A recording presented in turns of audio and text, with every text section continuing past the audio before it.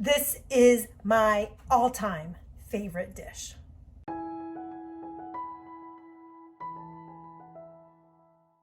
Welcome to No Excuses. My name is Mary Fran, and this is my place to talk about weight loss, life, fitness, and being amazing and living a happy life. The dog is jingling to go out. The bird is chirping. So I don't know how this video is going to go. But we are going to be cooking today. I'm going to be making baked ziti. And this meal is fantastic because you can adjust it to your taste, to your preferences. But I'll give you the basic recipe that will taste delicious irregardless. I think Zoe needs to go out. So here we go. So here we go with ingredients. We're going to start with provolone cheese sliced. We're going to need mozzarella. We're going to need sour cream and a spaghetti sauce. Now, I am cheating and using a jar of sauce. If you make your own, fabulous, use it. Use whatever brand you like. Do whatever you like. Now, I will use this jar because I'm busy. I don't have a lot of time at this point, so I'm using jarred sauce. And then I am spicing it up. You can spice it up with whatever you like in it. But this is what I'm going to put in mine. And it'll be about a teaspoon of each. I don't measure, but it'll be about a teaspoon of each of those. So you need your sauce, and that is room for you to adjust however you like it. And then you need about a pound of ziti. So we're going to actually start with a pan of water because we need to cook our baked ziti. I'm going to pop that onto a burner over here out of the way and let that start boiling. Then I'm going to actually take my jars of sauce. I'm going to put them into another pan, because we want to heat this up and we want to let my spices stir in and mix in. So I'm going to pour them into that. I added a little bit of water to my jar so that I can get all the goodness out. And since I'm going to be cooking it down anyway, it's not going to make a difference. I'm going to throw all of that in there. And then I'm going to start just by adding some spices. I personally am going to use garlic powder. We like a lot of garlic.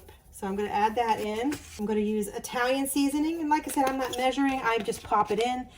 The only bad part about doing this is sometimes I get a little bit heavier on my seasonings and sometimes a little lighter. And sometimes I hit it perfect, but I never know how to recreate it. We're going to do in some red peppers. And I'm going to do some oregano.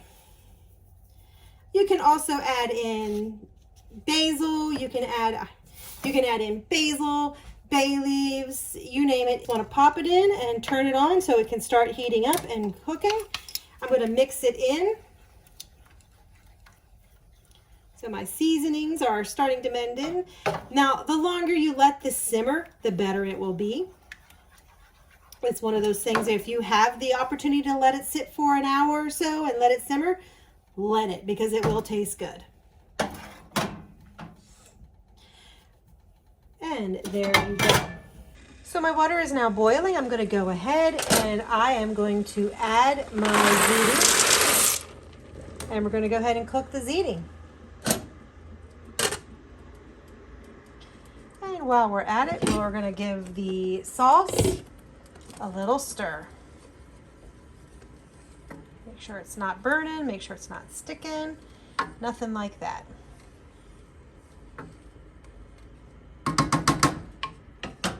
So just cook your pasta according to the instructions on the box. And once it's done, you're going to want to drain the pasta. And I'm going to go ahead and do that right now. So my pasta noodles are actually cooked and drained.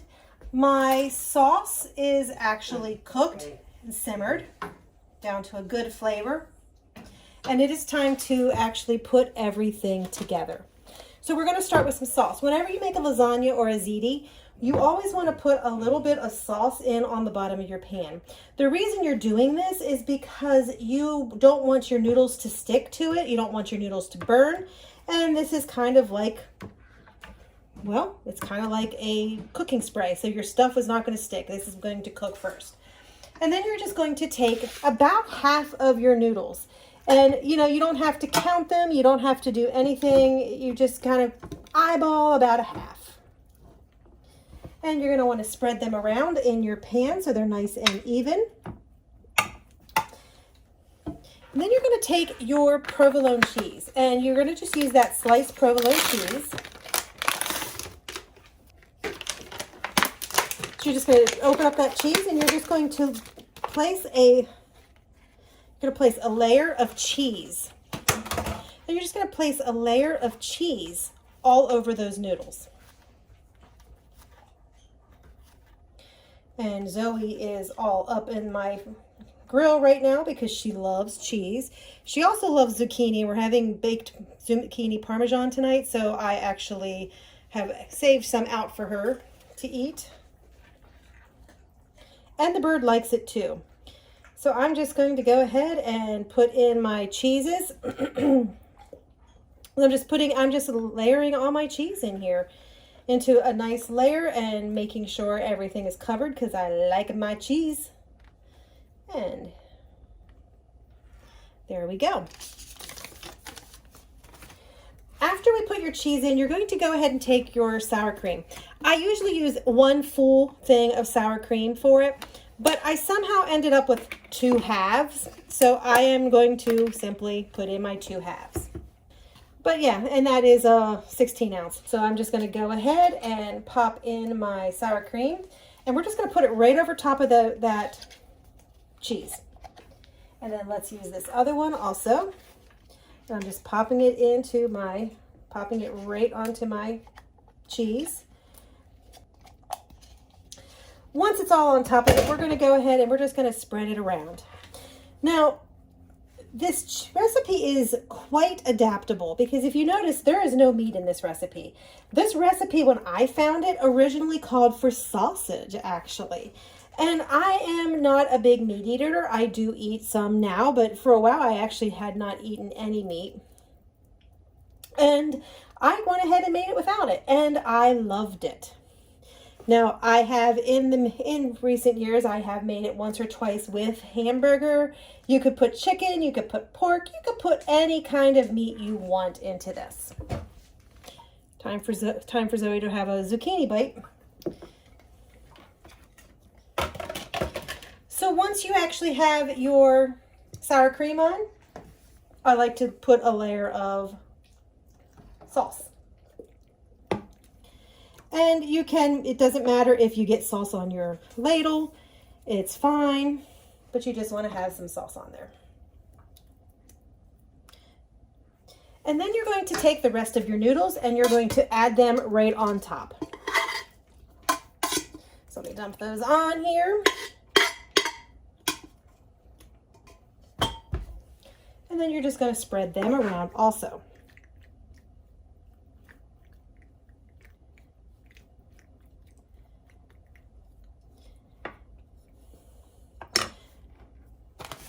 You're going to want it to, I usually go ahead and I take a little bit of my mozzarella cheese and I usually spread a little bit on at this point on top of the noodles. And sometimes I even add a little bit of Parmesan cheese, which I didn't include into my ingredient list, but you can add it. It's not going to hurt. It tastes good. Once you have this pan this far cooked, you want to go ahead and take the rest of your sauce and you want to cover everything. You want all of your noodles to be covered. If you have any noodles that are sticking up, they will actually turn dry, and you don't want dry noodles, dry, crunchy noodles. You want everything to be nice and gooey and delicious. Now, I am going to tell you that this meal actually tastes better if you make this a day ahead. It tastes better if the flavors will marinate together.